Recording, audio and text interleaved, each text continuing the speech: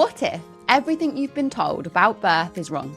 What if birth isn't something to fear, but one of the most powerful, transformative experiences a woman can have? Women that are pregnant there's a reverence to them, like you need to protect them at all costs. In today's episode, I'm joined by the incredible Davina McCall, broadcaster, women's health advocate, mother of 3, and one of the most passionate voices championing women through every stage of life. I had 3 enormous children and I am fine down there. It's not like the Grand Canyon. Don't worry about that. Together, we dive deep into the realities of pregnancy and birth and the importance of trusting your body in a world that often teaches women not to. I found being pregnant very hard. Davina opens up about her own unforgettable birth experiences, why she chose home births, the mantra that carried her through labour, and the lessons that she's learned from raising 3 children into adulthood.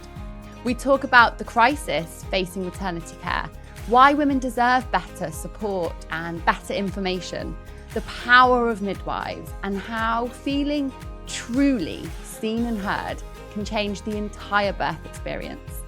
There are moments that are going to make you laugh, moments that may challenge what you thought and knew about birth, and moments that will leave you feeling deeply proud to be a woman. So whether you're pregnant right now, dreaming of becoming a mother one day, navigating motherhood, or simply just passionate about women's health, this conversation is one that you don't want to miss. So welcome, Davina McCall, to the Midwife Pip podcast. Now, as a woman, a mother, a woman who advocates for women, I just want to say thank you, because from conception to birth and menopause, you're championing us all. And my goodness, it is so needed. So honestly, thank you, because women are phenomenal. We are phenomenal. Yeah. Do you know what I love about being a woman is that because of all of the things that we go through, puberty, periods, perimenopause, menopause, coping with matrescence, coping with not being able to have children anymore. It's a lot. Yeah. And because of that, I think that we are very compassionate with each other in a way that men can't ever be, really, or understand. I think we have a great and deep understanding of each other. And I think previously in life, there's been kind of sometimes this idea that women are catty or competitive, but I think that's really changed so much in the last decade or so, and how nice it is that we're all in a club. I literally just smile at almost all women that walk past me. I don't know why I said almost. I do just smile at everybody, because I just think, I get you. Hi. Honestly, I think when women support women, the most incredible things can happen. There is a power in it, isn't there? Especially when we talk about, pregnancy and matrescence and motherhood. And there is a power in that understanding that it's so hard to explain until you're in it and you really feel it. And the other thing that's quite funny is I think we're all beginning to realise that women that are pregnant are there's a reverence to them, you need to protect them at all costs. And I feel like we're all learning that, I do really feel for you if you've had a terrible birth journey and your experience wasn't good, but talk to the women that have had the babies. Don't tell the woman that's pregnant. And I feel like we are learning that this is also a journey where it is traumatic, having a traumatic birth. Yeah. And you need to talk about it, but talk to me about it. I'm not going to have any more kids. Yeah. And I think that's a really amazing lesson, because I remember telling a man that I was going to have a home birth, and he was like, well, good luck with that. And I was thinking, God, isn't this interesting? Everybody's kind of telling me that I'm mad. Yeah. And I've got to go do it. Someone tell me, oh, great, that sounds great, good luck. Yeah. Like, be encouraging. Yeah, trust your body. You're powerful. You're strong. And also You're trust someone capable. else that they can do something. Like, Mm, I mean, one of the reasons why I didn't tell people I had a brain tumor was because their reaction was so appalling that I thought, I need strength to get through this. And I can't get through it if you are all going to look at me like I'm going to die. yeah. So I think when someone is having a baby, like, just go mega positive, because mindset is everything. And we are learning more and more about that now. Yeah. That we are what we believe we are. We can do what we believe we can do. And mindset, you know, that's why I love hypnobirthing. We talk quite a lot in birthing about hypnobirthing. And what was funny was hypnobirthing wasn't a thing when I was having children. But I hypnobirthed for sure. I did a lot of mantras and a lot of repeating things and telling myself information.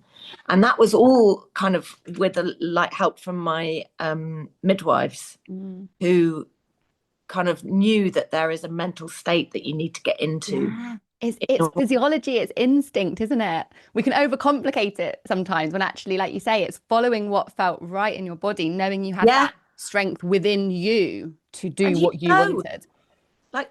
Like when there's something wrong, you know. Oh, you know, it's so powerful, so powerful.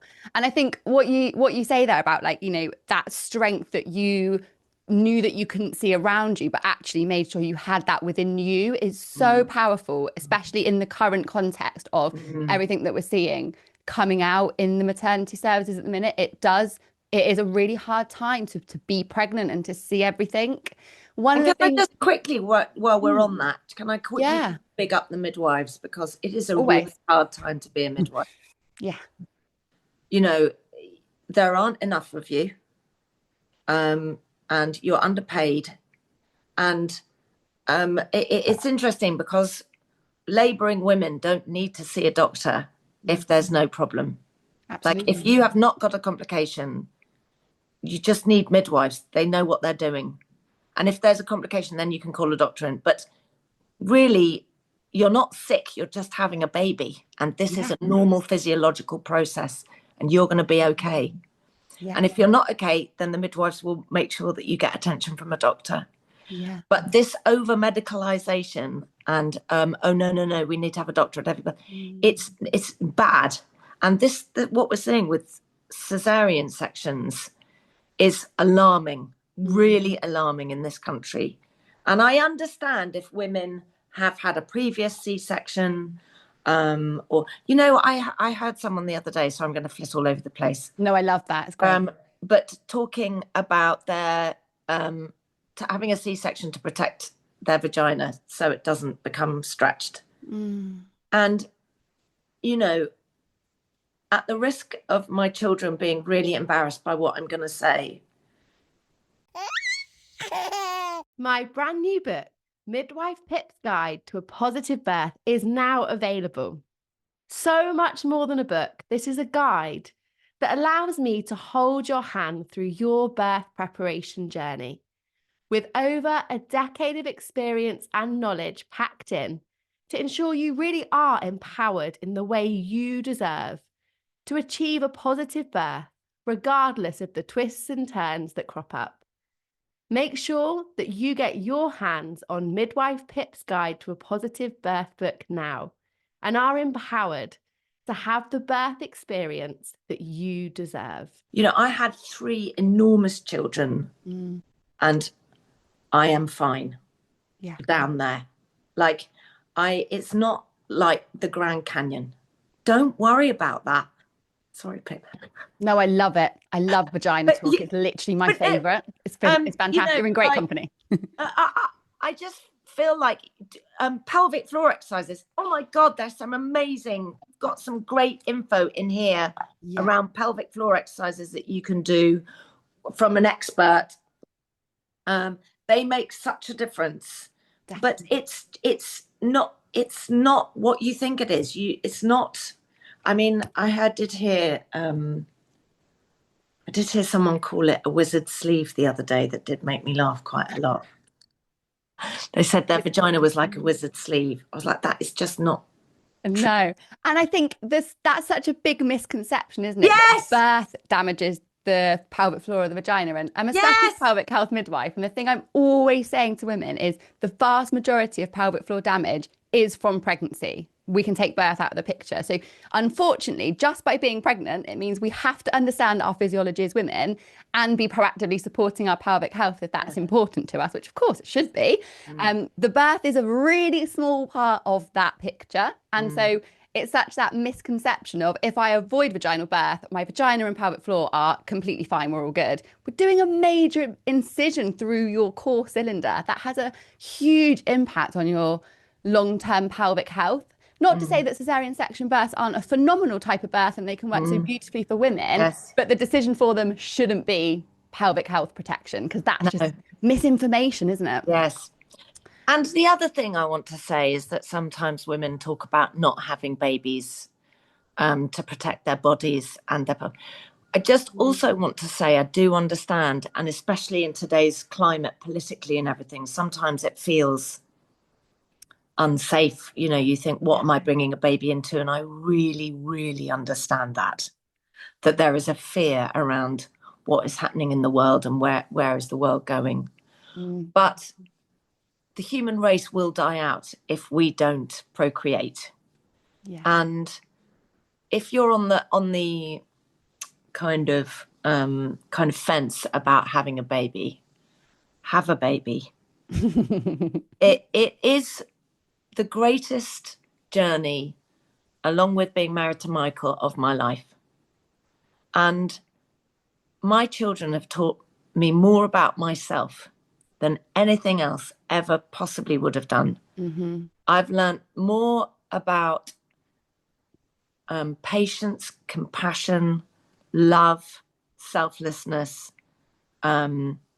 enjoyment, hilarity than anything anything else has ever taught me. Like, it is the most brilliant journey of my life. So if you are wondering whether to have a child or not, just fucking go for it. I love that. I mean, that's the take-home message, isn't it? You're so right on the patience. Like, I'm the most impatient person, and yet I can watch my child do their shoes wrong for 10 minutes solidly and just be like, that's brilliant, darling. Well done. Keep going. Like, I'm like, who is this person? This isn't me, surely. And I'll tell you something else. When your kids grow up, oh my God, they keep me so grounded. Like, I get the piss ripped out of me. Sorry, I've sworn a bit on this. That's okay. We're all adults here. I'll say Mickey. I've had the Mickey ripped out of me so badly by all of my children. It's relentless. You know, the way that I text, the way that I walk, the way that I send a message, the way that I like anything that I do. But I like that, you know. Yeah. Anyway, back to birth. But it's a brilliant journey, and pregnancy and birth is just the beginning of it. It is. And I think when you say like back to birth, it's so true, because actually the birth impacts everything that follows. Pregnancy impacts everything that follows. It's also interconnected.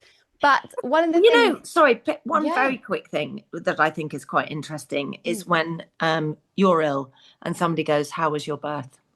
It's interesting, isn't it? Any kind of trauma response in life, and it comes back to that, because it sets those foundations. We really underestimate the importance and the value on that experience for everybody, you know, the woman, the family, the baby, and their development. It's enormous, isn't it? It's so important. And that's why we're having these conversations, because one of the things that you talk about in the very beginning actually of birthing, and it's something, Davina, that I genuinely feel in my soul. It's the reason why my platform exists. It's the reason why this podcast exists, is because, like you say, these women out there, that there are so many as well, it's not a single problem, who have regrets about their birth experiences, or feel that had they have been better informed or supported differently, things would be different. And I just think that is the whole point of this, isn't it? Like, this is what we have to change, because like we say, it stays with you forever. It impacts everybody. It is so fundamental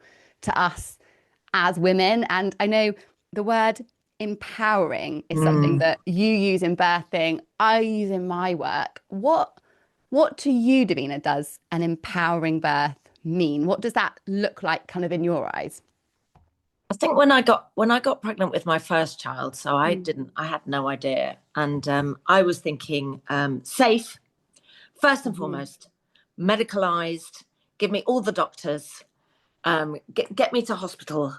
And then when I was 20 weeks pregnant, I happened to go and have dinner with a girlfriend of mine and her husband. And she'd had 2 kids and told her I was pregnant. And we had a really nice chat. And she went, I loved giving birth. And I was like, what? Who are you? She went, I just loved it. And I said, but isn't it like really painful and really dangerous? She went, it's intense. Yeah. But it's like, I just felt amazing, you know. And when I'd given birth, because it is such a journey, I felt so proud of myself. I've never felt proud of myself like that. And I was just thinking, God, I don't think I've ever heard anyone speak about birth like that. The way that it was on television was just women screaming their heads off, with lying down on a bed with their legs up, and everything being terrifying. It was always an emergency. I loved Casualty, so the only births I saw were like horrific ones. And I thought, why have I not heard? I said, how did you do it? She said, I did it at home. I was like, isn't that dangerous? She said, well, no, I had 2 midwives there and I was near a hospital. And I thought, oh, you can do it like that. Like, I thought having your baby at home was like free birthing. Yeah. I had no idea. I thought, where are more people like that that are telling you that it's an enjoyable experience? It's intense. So then she gave me Ina May Gaskin's book, Spiritual Midwifery, which became my Bible. I must have bought 35 copies of that book and given it to women when they tell me they're pregnant. And it is a story. Ina May Gaskin is an amazing midwife who I've met. And she has this place called the farm, and women used to go and labour on the farm and give birth there. And the pictures in the book are of like really hippie kind of men and women, guys with like really long hair, and everybody's in the bath together, and there's like but everybody looked so happy and ecstatic, and it looked like a different journey to all the journeys that I'd seen before. So I thought, God, I want to meet this girl's midwife. So I went to meet a midwife. I don't know if you know Caroline Flint. And she's written quite a few books and everything. And I went to go meet her, and she said, oh, you look lovely. I was quite big. So 8'12" Chester was. I mean, Holly was like... Good size, First baby. And she went, you look amazing. Everybody else was like, Jesus, wet, you're enormous. You know, I thought, how am I going to get this baby out? Oh, no. I was like, oh, you think I look lovely? I hadn't... I just had people using quite rude words about the size of me, you know. And I was like, oh, wow, this is nice. And she just kind of looked at me, and she listened to me, and she heard me talk, and she said, look, if we can do whatever you want. Like, you are 33, you are healthy, everything looks great. So if you want to have a home birth, and this was she was an independent midwife, but you can go through the NHS and ask for a home birth. And I got her and another midwife called Pam. And it was quite simply the greatest experience of my life. It was a 36-hour birth. And I was exhausted. And I thought I was in labour, and I was in false labour. And I thought, and every time I said, I don't think I can do it, they'd look at me and go, you can. And because I knew them, I trusted them, you know, and I felt safe and seen. And I think so many women, part of the reason why, so I'm going back to your question, why women would be traumatized or feel like so scared, is because the midwives, because there aren't enough midwives. They don't have that kind of one-to-one. What's it called when someone is that continuity of care? Yeah. They don't get that. And that's when you feel safe, because your midwife knows you and she'll look at you and she goes, you can. Or she'll recognize the sound that you're making and she'll go, okay, it's now, like it's D-Day. Or she will, but if she's also looking after 15 other people and she's stretched beyond limit, that's when the mother might start feeling unsafe, and that's when it becomes traumatic. And really, we need more midwives desperately. Absolutely. I obviously agree entirely. And I think that feeling of seen and heard, they are such fundamental themes. And I think with the absence of those, honestly, it doesn't matter what your birth looks like, where it is, what tools you use. If you don't feel seen and heard, that's what leads to trauma. And I think, like we say, in that ideal world, we have that beautiful continuity. I was blessed that I had a really good friend of mine who was our midwife for our boys. And like you, it was the most phenomenal, life-changing moments of our lives. And we adored it. And I would do it 1,000 times if I wasn't getting old. But you know what's interesting? What you saying that? Because people, if I'd have been younger, I would have had a surrogate child for somebody. It's so powerful, isn't it? Yes. That feeling. And I think, like we say, that continuity is the gold standard. We want it right now for families who are pregnant. That's not accessible. So we kind of don't help them by saying, well, this is what's really important. And I think that's where instead what's become pivotal for families is women having that knowledge and that strength in themselves and taking that empowerment into their own hands. So recognizing that this is the system that we are navigating at the moment. It's really imperfect. We are all praying that things get better, because my goodness, it needs to.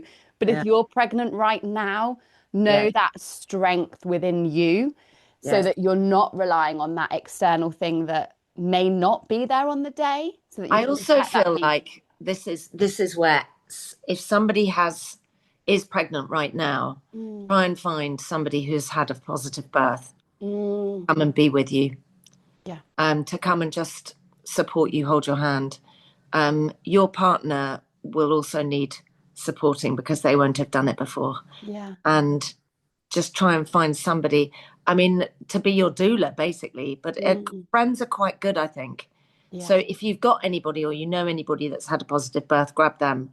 And I'm not sure, there might be companies that we've got resources in the back of the book where you can get support from doulas. But if you can't afford a doula, there may be some kind of, some doula companies may offer some kind of bursary, or, sometimes they might offer a service for free for someone. I don't know, hustle. Yeah, I love that. When in doubt, hustle to try and get the birth you need. Or want or deserve. Absolutely. And I think I was speaking actually to one of the families that I support, Davina, yesterday, about that advocative role, because I think we talk about so much about being an advocate, but I feel that is an immense pressure on families if we don't also support them with information. Because how on earth do you advocate when you don't know the information and your alternatives? And so we've done a lot of talking recently within my community about that, really understanding you have then the tools, the information, the empowerment to do this advocative role without it just being this big pressurizing that we can't really work with. I also I completely agree with that, because so many people, I think the problems often start with induction, and it becomes part of the course to be induced, or a woman. It is frustrating when you're late and you think, oh God, I've got to, wait longer. And they go, well, why don't we just induce you? Kind of tempting, isn't it, in a way? You don't really understand the impact of that, because being induced is quite full on.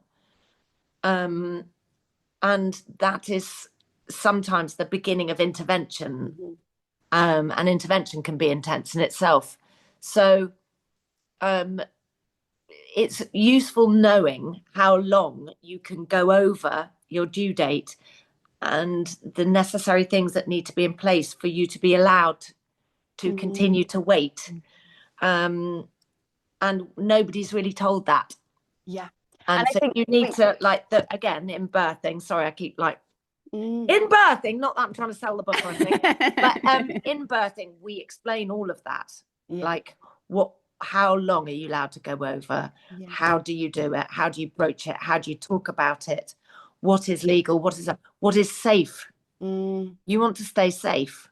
Yeah. You know, so what can you do within the parameters of safety for you and your baby? Definitely. And I think the thing we always have to remember is that there is never going to be a one size fits all, and that birth is never black and white. And I'm really passionate about women. Everybody's different. Picking that grey area, right? Yeah. The grey area is the empowerment. So knowing how to ask those questions, recognizing what might be right for great Aunt Jude down the road may not work for you at all, and that's perfect. We all interpret risk differently. You know, one person will perceive risk differently to someone else.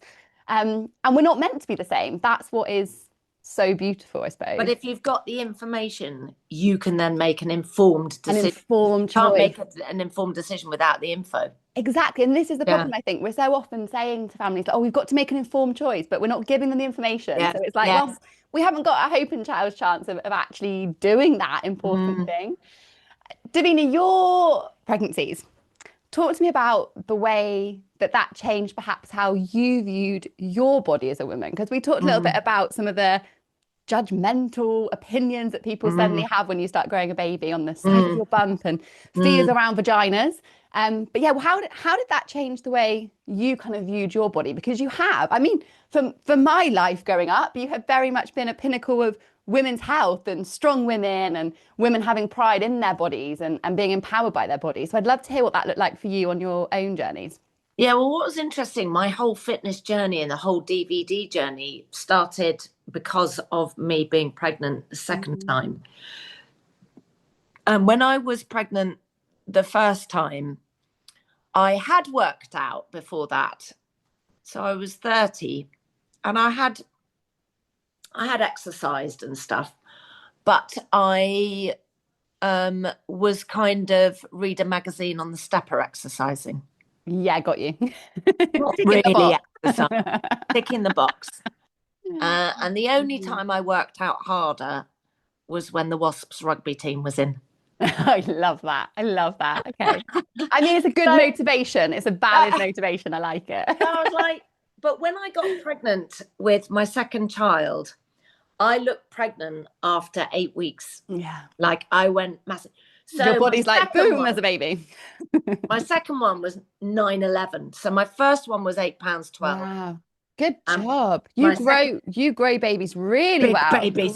A great baby oven. And so Tilly was 9'11", and I was growing very quickly, and I just thought, oh my God, I need a trainer and I'm going to start pregnant. So I met Jackie and Mark, who I made all my workout DVDs with when I was pregnant with Tilly. Love that. And Jackie had a baby and she was a brilliant trainer. So she knew everything. So we just went walking together.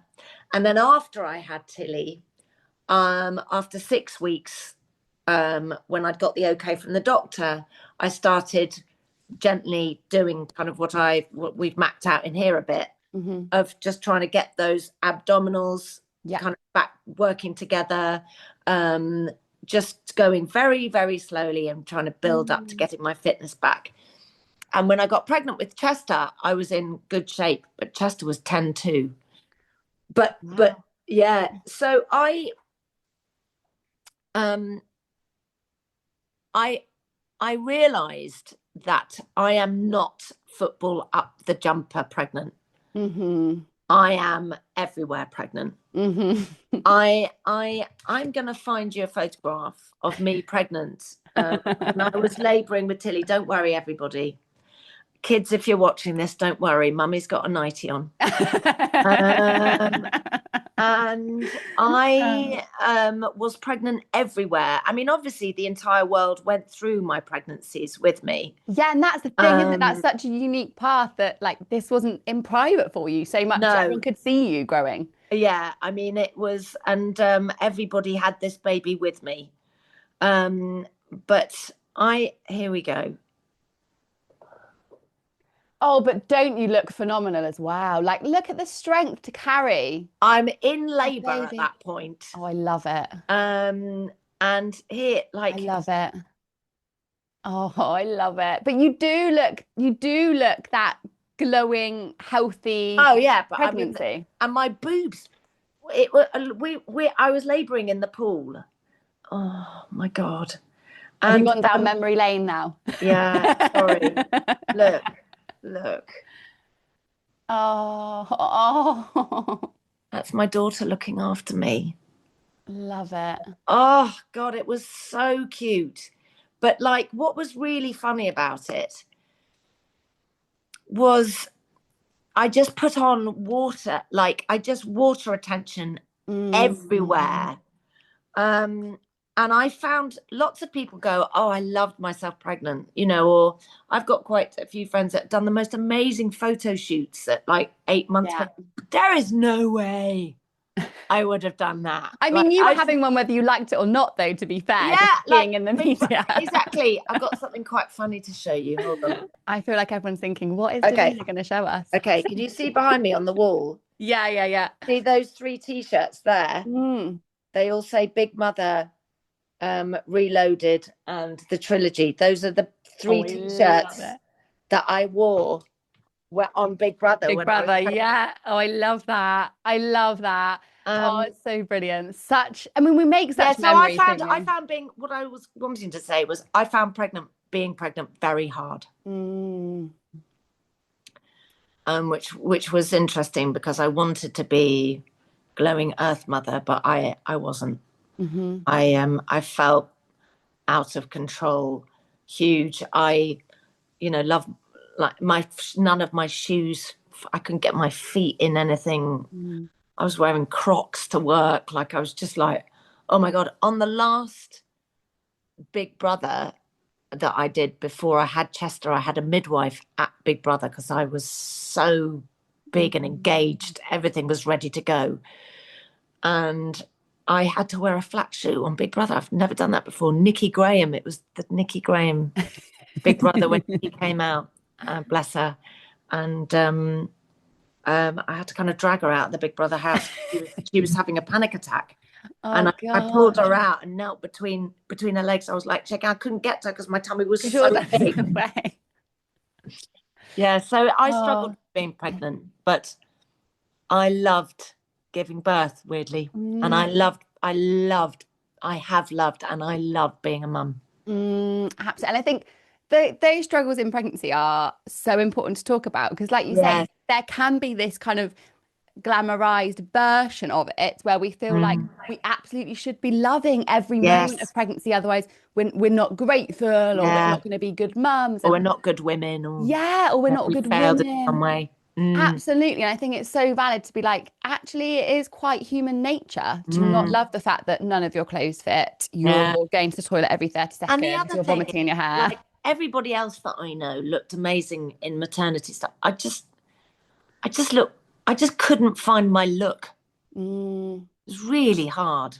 I mean, I do feel like in the year of 2026, maternity fashion is a whole other thing, to be fair. So I feel like, in today's world, you'd probably have been all right. Okay. You would have been all right, I think. And with this trust in our bodies, I think this is such a key theme that you talk about in birthing, I talk about on the podcast, I talk about it in my book, is that empowerment, that trusting of instincts. And we kind of, I think most women go into it feeling like they really want to feel they can trust those instincts. Yes. Why do you think, from the women that you've interviewed, spoke to in your career, why do you think we are struggling to really trust ourselves and our bodies? Well, I think we've forgotten how to do that because we've become so dependent on medicine, and that we don't listen to ourselves much anymore. But what I think is incredible is when I went into labour, and because I didn't have gas and air because I was clean and I didn't want to have anything mood altering, and gas and air was mood altering. that I was really in my body. So all I had was my mental capacity to control how I was feeling. And I had this brilliant mantra from my friend who'd had these 3 amazing births, or 2. I think she'd had 2 kids, but she'd had her brilliant births, and she said, "It's safe to open even more." And that really struck a chord with me, because I suddenly realized that all pain that we encounter in life is generally dangerous. Yeah, because of a problem. A cut, a wound, an illness, Yeah. a problem. Yeah. But with birth, each contraction is bringing you closer to meeting your baby. Yeah. So actually, it's like safe pain is such a brilliant way to perceive it, because it's the thing that is helping you. And so your cervix is opening. So when you're saying it's safe to open even more, I was visualizing opening, just going, let it open, just let it get there. Go with it, don't fight it. Yeah, go with it, don't fight it. And I remember Pam saying to me, "Put your feet flat on the floor." And I was like, "They are." And she went, "Look." And I'm on tiptoes. Yeah. And when you're on tiptoes, the backs of you're tensing, your butt cheeks are tensing, your cervix is tensing. She said, "Just relax into it." I was like, "Oh, wow, this is so mad. I didn't even realize." Don't even realize. I didn't even know. So just trying to find ways to relax and feel safe. And also the other thing that's interesting is that Ina May Gaskin talks about your animal, the animal in you knows how to give birth. So I remember wanting to be in the darkest, smallest room in our house, just want to go into a cupboard and give birth, like cats do. Literally retreat to your little safe space. Yeah, I just wanted to kind of crawl into a dark hole and just labor. So it's very interesting if you can tap into your instinct and your body and listen to yourself, you know what to do. So if you were alone in somewhere and there were no midwives and you had no phone, and you would be able to give birth. Mother Nature makes it so. But we have help, which is lovely, and we get supported. And that's important as well, to make you feel safe. Yeah. But if you had to, you could. I think that safe is such a lovely one, because actually one of the things I was asking the midwife to tell me in labour was that I was safe, and I'd constantly be like, everyone was going beautifully. I was very calm, and I'd be like, but am I safe? And she's like, yeah, you're safe. And I was like, okay, I'm safe. And that relaxing into it's so important. And I think it's only possible really to feel safe and to be able to relax into it when we understand it. And so I think it really, again, it comes down to understanding your body and your physiology, because if we can't understand it and we can't understand this unique sensation, pain, power, intensity that is labour, it's impossible to feel safe, because of course it's going to feel strange and alien and frightening and scary, particularly when that's what the media throws at us. It's really we need as women to understand our bodies from the beginning, from adolescence through pelvic health, through our menstrual cycles, into pregnancy, into birth, onto the menopause. Our ability to actually understand our bodies, it's just been missed, hasn't it? It's just not been prioritized for us. And listen to it, trust. hear it. And I think, you were talking earlier about everybody's different. That is such an important message to give out. Just because somebody else has had a blissful birth, and all our physiology is completely different, and the way that our pelvises are tilted, and the way that we, everything is different. Like, I make massive babies, but other people I know don't make massive babies. And I've also had, the other thing I talk about a bit is don't worry if somebody says you've got a big baby, they're not always right. Oh, it's the most annoying comment, isn't it? My first was meant to be a small baby, and he was not small. My second was meant to be a big baby, and he was a solid pound and a bit smaller. It is nonsense, the bump comments. When did we decide that we could just touch people's stomachs and comment on the size of them? When did that become acceptable? I know. And also, I think it's because people don't know what to say. Yeah. I think they're just making it up, but actually it sits with it sits with you as the woman that's carrying the baby. 100%. And Davina, we are on the fence with having a third baby, but should we be blessed with one, I'm absolutely, the next time I have a comment about pregnancy, just going to be like, what do you mean? What pregnancy? What baby? And just watch that person reflect on their words. I'm quite excited for that moment. Oh, God. And you know what's funny now is that I never talk about somebody's pregnancy unless they talk to me about it. Even if I can see that quite clearly that they are pregnant, I would wait. It's deeply personal, isn't it? It's so deeply personal. Davina, you have, really made such a big difference. You've helped millions and millions of women feel seen, heard during some of the biggest transitions of women's health and our lives on this journey. What would you like women to remember about themselves when they're going through this kind of difficult season of change in our lives, in our bodies? I would say be proud of being a woman and love that. Grateful for what an absolute miracle the miracles our bodies can achieve. Because we are gifted with that, and I've only really come to appreciate the miracle of birth as I've got older. Really, at the time it was just what I did, but now I look back and I cannot wait for someone I know to allow me to support them at their birth. Because to watch someone I love give birth would just blow my mind. It is just a miracle.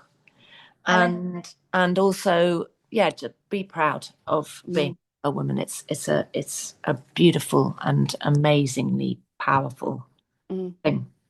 And I think listening to you talk, Davina, like, your children are all in their 20s now, aren't they? And actually, your passion about birth, your feelings towards your own body and your own birth sound like as strong as ever, if not stronger. And I think that highlights the importance of this time. It isn't just a day in our life. It's not a box to be ticked. No. It's not a passing. It impacts everything forever. It is so important. It's something we really need to consider and value, I think, more in all of society. And we will pass on that energy to our children and our children's children. So remember that too. Absolutely. Are you up for a quick fire question round? Yes. Okay, let's go. Biggest pregnancy craving? Oh my God, chewing sponges. Wow, I was not. I was thinking olives, oranges. No, sponges. So there was something about the texture. I was so ashamed of it. And it wasn't posh sponges. It had to be synthetic man-made sponges from the chemist. And I'd go into the shower and I'd make sure no one was watching. And I'd get them wet. Have a little nibble. And then I'd chew on them. And it was something about the gums being put. It was so embarrassing. Wow. For all 3 pregnancies or just one of them? All of them. And the other one was chewing ice. I mean, particularly in today when we're chewing just belting, I get that. It was oral sensations. I'm pleased to ask you that one. Your most used parenting phrase? Well, as young adults, I would say, so what are you going to do about that? I love that. Make them independent, give them accountability, don't fix their problems. But it's also quite good for toddlers. Yeah, what we can do about that. What, like when they go, Mummy, I want to get dressed. Oh, what are you going to wear? Yeah. Ask them lots of questions and would give them the responsibility of the thing. Yeah, I was delighted actually. My 4-year-old came down this morning, woke up, went for a wee, got himself dressed and potted downstairs. I was like, this is the season of life I've been waiting for. Well done. Thanks for that. One word to describe your first birth? Ecstatic. Oh, beautiful. Best piece of parenting advice you've ever received? Never say no to a teenager. Never say no to them. So basically, my friend said, when your child comes downstairs and says something and it is in your head, you're going, not on your Nelly. Yeah. Not in 1,000 years. And it might be an outfit they're wearing, or it might be that they want to go to a party and come back at 3, or it might be that, you know, it could be something where you're just thinking, what? You go, right, she said, sit at the negotiating table. Find somewhere in your house where you can sit down with your kid and go, right, we're going to the negotiating table. Call it the negotiating table. You sit down and you say, so tell me what you want to do and why. And they tell you, and then you go, this is my problem with it. Right, let's negotiate and try and find somewhere in the middle where we'll both feel happy, seen and heard. Love that. Sounds a bit like a birth changed planning my meeting sometimes. whole life. It's like the UN at our house. I love that. I love that. Negotiate rather than hard no. Yes. But again, it's making them feel seen and heard. So relative to those safe feelings of birth, isn't it? Where rather than that pushback, you feel a part of it, a part of your And journey. also the other thing with babies, the best piece of advice I ever had about having children with babies was the only stuff that a baby needs is love and boundaries. And a boundary is, as they're growing up into toddlers, if you say, if you do that again, we're not going to go to the sweet shop, and they do it again, then you do not go to the sweet shop. It doesn't matter how much of a paddy they throw. You said, no, this is negotiating. Yeah. We did a negotiation and you did it again. And then they do learn that negotiating works. Yeah. Yeah, I made the regret. We'd gone to a really fun festival and I'd said, like, if you went off again, we're going to go home. And I really regretted saying it because I was like, I'm going to have to follow through with it. Oh, no. And I had to follow through and leave the fest. And I was like, I really wanted to stay. But yeah, but you're right. Well follow done, through. you. I know, follow through. Hopefully this year we'll get to stay all day. Let's hope. Worst piece of parenting advice you've ever received? I mean, it's probably just kind of giving in to them because you're busy. Like when somebody goes, oh, just let them. You think, oh, maybe I will. But actually it just creates a monster. Yeah. You know, putting in the extra little bit of work is better than just giving in and letting them do something because you've got to go and do something else, because it's not good for anybody. Yeah. It's not good for you in the long run. It's not good for them in the short run. Like, put the time in. Take a breath and then deal with it. Yeah. For sure. Okay, what's harder, raising teenagers or the sleepless newborn nights? I'm particularly interested in this one. I'd say both are great. Okay. Both of them are brilliant for different reasons, and I'd say I don't want to even perceive it as difficult. You know, first of all, you've got a newborn and it's a miracle, and often me and a baby, one of my baby's moments in the middle of the night when no one else was awake was exhausting, but they were my favorite moments. Yeah, it's magic. No one else around, they'd just be looking at me. I would just be so happy. And then teenagers, they just make me howl laughing all the time. Like I said, they're just so like grounding. It's hilarious. There is magic in every moment. I always feel like last night, my youngest, he's just turned 2 and he was up in the night because obviously it's melting temperatures. Yeah, it's so hot. And it was like he just melted into my arms and went straight back to sleep. And I just turned to my husband and was like, we're still his safe space. Like, what a privilege to be their safe space. Like, that is just something you can't take for granted. And, you know, I just remember Chester holding my face. Like he loved me so much. Oh, yeah. I don't love like that ever. It's levels of love, isn't it? It's levels of love. It is levels of love.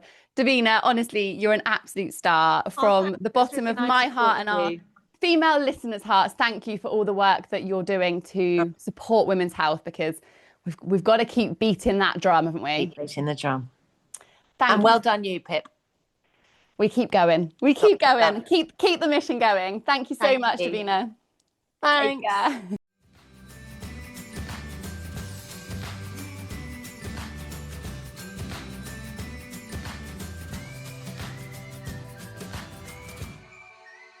If you have listened to this birth story, enjoyed it, and feel that you are ready to really embrace and dedicate yourself to having the most informed, supported, and empowered journey, and want to see if we may be able to support you in YPJ, your pregnancy and postnatal journey, please drop me a Instagram DM at midwife_pip or get in touch on my email, pip@midwifepip.com, and let's chat through things and see if we might be a good match for each other.